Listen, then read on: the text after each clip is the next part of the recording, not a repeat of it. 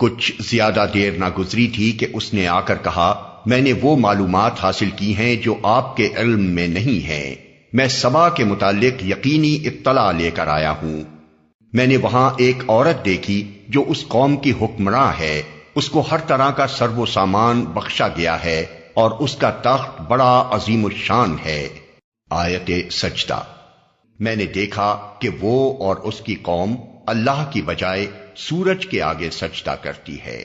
شیطان نے ان کے اعمال ان کے لیے خوشنما بنا دیے اور انہیں شاہراہ سے روک دیا، اس وجہ سے وہ یہ سیدھا راستہ نہیں پاتے کہ اس خدا کو سجدہ کریں جو آسمانوں اور زمین کی پوشیدہ چیزیں نکالتا ہے اور وہ سب کچھ جانتا ہے جسے تم لوگ چھپاتے اور ظاہر کرتے ہو۔